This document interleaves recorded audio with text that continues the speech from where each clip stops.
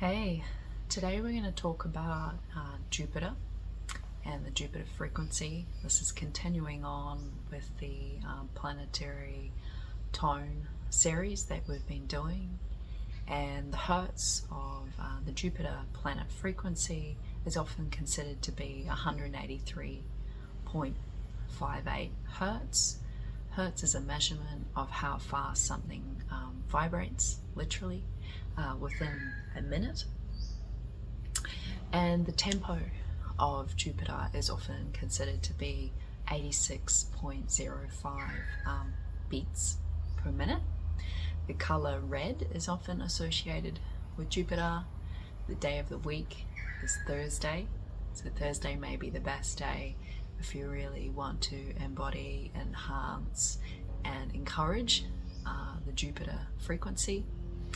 The effect that it can have on us is that it is very much a cultivation of creative power and continuous construction, so continuous building on something, of something, through something, with something. And the astrological archetype often associated with this one is Sagittarius. And I do love my fellow Saggy friends and what it is that they often bring into this life. And for me personally, my North Node is Sagittarius in the 12th house. So I am always aware that that is a astrological archetype in which I can learn a lot from. And I am talking about Western astrology here. Obviously, within a Vedic astrological chart, that could be different. So, how are some of the aspects, some of the things that the planetary frequency and the planet of Jupiter can help assist to bring into your life? Not just your life, but that which is also around you and connected with you quite directly.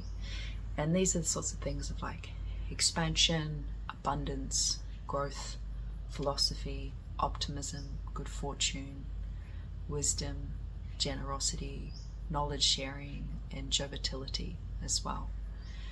And some people also say that the planet of Jupiter could also be associated with some of the solfeggio frequencies, and more so the solfeggio frequencies up to 528 hertz. I've done a series on solfeggio frequencies before, and I can leave a link for that in the description box below if you're watching this on YouTube. And I just wanted to quickly go through some of the ancient cultures that I feel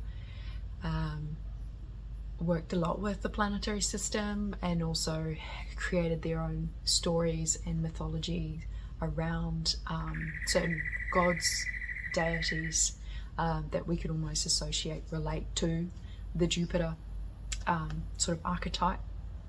The first one I think of is ancient Greece and their story of Zeus being the king of gods. Another culture is the ancient Chinese, and when you read the stories of the Jade Emperor and him being the sort of god, the supernatural ruler of heaven. Another culture is ancient Egypt and the god of Ra. He was considered to be the most powerful god. Excuse me, there's little mosquitoes around. You may not be able to see them, but I definitely see them with my eyes.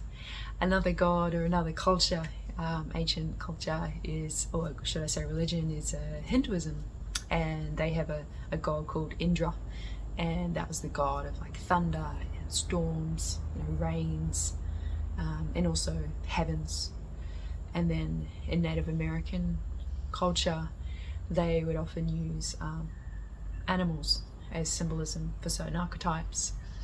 And when I look at the planet of Jupiter and the qualities that it has, to me it looks a lot like, it feels and it sounds a lot like the symbolism of the thunderbird. And in their culture, the thunderbird can symbolize things like skies, storms, and power. And then the last one I want to touch on is the sort of Mesoamerican culture, some of them, and we go look at the god of Quetzalcoatl, and he was sort of the ruler of the cosmos. Now, I'm not saying that, you know, these archetypes were based purely on Jupiter. I'm just saying there's some very similar symbologies there of the Jupiter archetype and some of these gods, deities, and symbolisms that were used around the world, and some that still are today. So yes, let me know if you have worked with the Jupiter frequency before, or you're looking forward to now that you've listened and watched this. You'll probably be able to find a number of audiotorial or video-like related content that's broadcasting or sharing and emitting the Jupiter frequency. I'm sure you can find that on various platforms, streaming platforms as well. I'm not in a position necessarily to make such music, and nor do I feel like it's necessarily my skill set or where my time and place needs to be at this moment. So I trust that you will find something so that you can auditorially relax into those frequencies.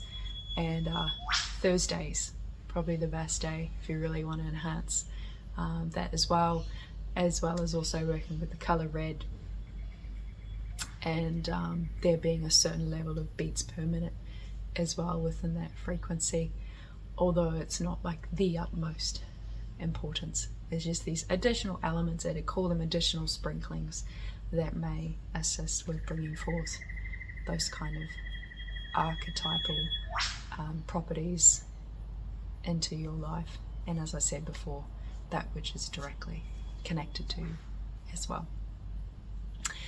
Yes, so most likely the next one we'll be talking about is Saturn, as I call that one the old grandfather. It's also my chart ruler in my Western astrological chart, and it's not necessarily the most easiest archetype to have to be working with all the time. However, it can bring forth great strength, and everything has its purpose. There are chapters in which we need to bring in certain qualities into our lives, and Saturn can obviously help us with that in certain aspects too. So that'll probably be the next planetary frequency time that we'll talk about, and I'll see you again soon.